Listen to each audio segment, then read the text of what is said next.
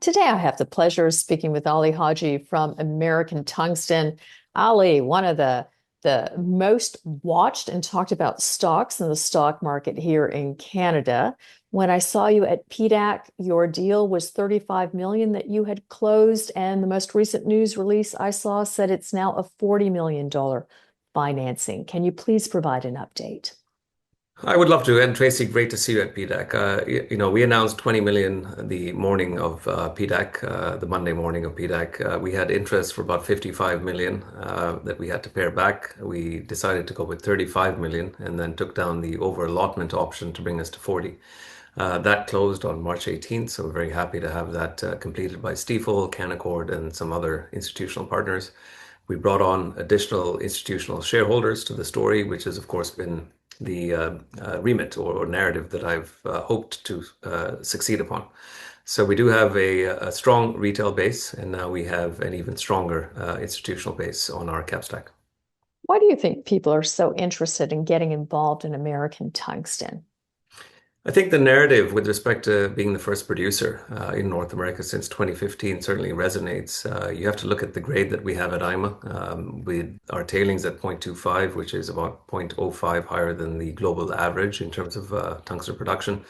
But then our grade on our IMA mine in itself at about 0.65, significantly higher than everything else out there. Cut and fill model that ultimately allows you to reduce capex and opex and beneficiate product on site at a very low capital expenditure, and let alone the fact that we have 2 ounce per ton silver and 0.15% moly. So we have a hedge in place to protect us against any price declines for tungsten going forward.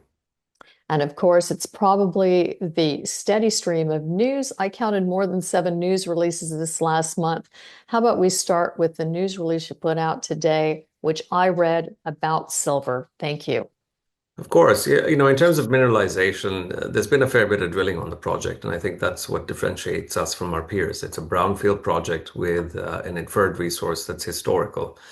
We've gone through the exercise of twinning those holes as well as doing some of our own step-out drilling, and the results speak for themselves. So very high-grade tungsten, as you mentioned, but silver based on those long intercepts in excess of 1 ounce per ton. If you were to look at some of the press releases we put out in February, for instance, we're looking at about 900 gram per ton silver equivalent, 29 gram per ton gold equivalent. So the mineralization continues to extend in terms of our rehabilitation and infrastructure program. We have some views with respect to the production drift that we'll be putting in, but ultimately having very high grade product on private patented land that is extremely easy to permit given the relationships we have with the government agencies. But again, a lot of grandfather permits as well. So highly incentivized with respect to the continuity in the mineralization, and then to have that silver kicker in excess of the very high grade tungsten, an exciting position to be in. And we have previously discussed that you will be looking for M&A opportunities in the future. Sounds like you've already started to make one with your announcement about a minority investment in Viking Mines. Can you tell us what made that a move forward deal for you? Yeah, so you look at IMA, and in terms of resource, we're not sitting on the 42 million tons that Mactal is sitting on, which is fireweed minerals. We're sitting on anywhere between 1 to 3 million tons, and we expect to put that out here in short order. But our grade in itself is highly encouraging. The assets that we've seen at Viking, very similar production profile, past producers, high grade, low capex, quick turnaround to bring revenue online. So we committed to that investment in December of last year, and that was 750,000 Aussie. We finalized the transaction in February this year, and that ultimately allowed us to put the funds to work. That 750,000 is worth about 3 million today. So we 4x'd our investment since December. And that's an indication of us saying we recognize the value of smaller projects coming online with very high grade, low capex, low opex to really make an impact in the supply chain in the United States. That investment was done for 2 reasons. One, we saw value in the assets.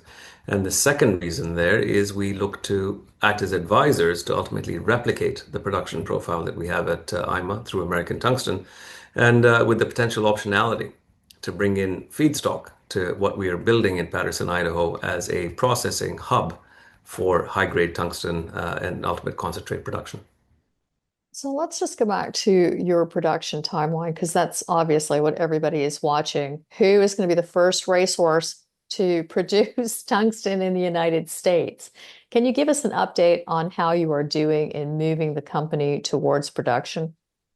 Absolutely. I will say that, for all our listeners, followers, and very encouraged shareholders, we've always said that we will be the first to produce tungsten concentrate in the United States.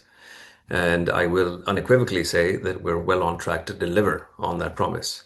Our intent is to have our first concentrate sale before year end this year, and the IMA mine will be brought to commercial production in 2027. So we will fulfill that promise. We will be the first producer of concentrate. There are a lot of companies right now racing to say we have tungsten. In fact, we're tracking them over at InvestorNews. Can you tell us what one of the number one misnomers people have about tungsten that they don't understand that you would love to share with our audience? I would say that, tungsten is highly critical and it is very much a defense mineral with respect to its hardness. So it is the hardest element on the periodic table outside of diamond. It melts at 3,400 Celsius. And in terms of defense demand, given geopolitics and the narrative that's surrounding what we're looking at in terms of tungsten, defense requirements are roughly 10% of demand. And of course, that will grow as geopolitics start to influence where we see the vast majority of tungsten sold. But let's not forget automotive, nuclear, microchips, wind power, a fair number of other uses for tungsten. So defense certainly a key component here, and we aim to be the first producer, and we will fulfill those gaps in the United States. However, it is used quite vastly, and that's a key component that I think is missed for the vast majority of individuals that are stepping into the space. The other piece I would say is grade is king.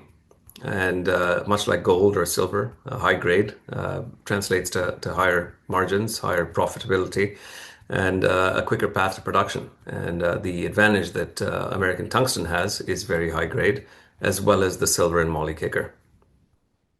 Now, we were just discussing tungsten, of course, in this week's Critical Minerals Report. Tungsten prices have exploded. They have risen over 500% in the last year and are at record highs. Now, if I recall, one of the many competitive elements of American Tungsten is that even if the prices of this war metal go down, you're still making money for shareholders. Can you tell us a little bit more about that? Of course. I mean, when we started this journey in 2024, the price of tungsten was about 280. When we put together our internal PEA scoping study in May of last year, we priced tungsten at 380, giving ourselves, a bit of an increment relative to where we were when we started. And of course, less than what the price was at the time, give or take about 500. We did not take into account our silver and moly credits, which amount to about $200 to $250 per ton.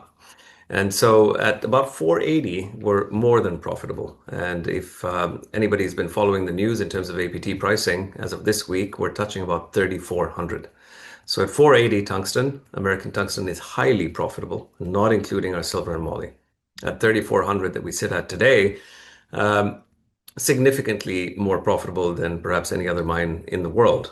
What I will say is if you look at the projections and the consensus estimates that are due from the various banks here shortly, there is a significant supply crunch in the tungsten space. We've had the honor and pleasure of working with major off-takers such as GTP, Sandvik, Kennametal, and others that are looking to obtain any sort of feedstock that they can possibly get their hands on. And that's an indication of China's grades declining. And so every production ton or kilogram produced in China is being kept in China. And given they have produced 85% of global supply, you can imagine that puts a real crunch on global supply as well. So in our view, I think being a first mover, having an advantage in terms of high grade, as well as the silver and moly credits, we're not as sensitive to the price movements of tungsten. However, I will say that each time we see this with any commodity, when they ramp up to you see a hockey stick model for our fellow Canadians. You tend to see a decline that's similar. In this case, I think we will be in a position where the base for tungsten going forward will be significantly higher than what we've seen over the last 20 to 30-year average. So we're very well positioned in that regard. Short term, what should shareholders be looking forward to in this upcoming quarter, including the fact that you will be a speaker at the upcoming CMI Summit 5? Well, ultimately, I think the market's waiting on us to produce a resource. When we have a resource that's measured and indicated, that gives the market comfort with respect to our production profile. So the resource will be the first step. Following that, we will have our PEA published. In between some of those major catalysts, we will have the uplist of the TSX Venture, which we've promised the market and will continue to pursue. And as a result of having a PEA, putting economics around the potential of the profitability on the asset to bring us on a more comparison basis to very many of our peers that are currently in production. So a very busy quarter ahead indeed. For those of you interested in finding out more about American Tungsten, please go to the following website. Thank you.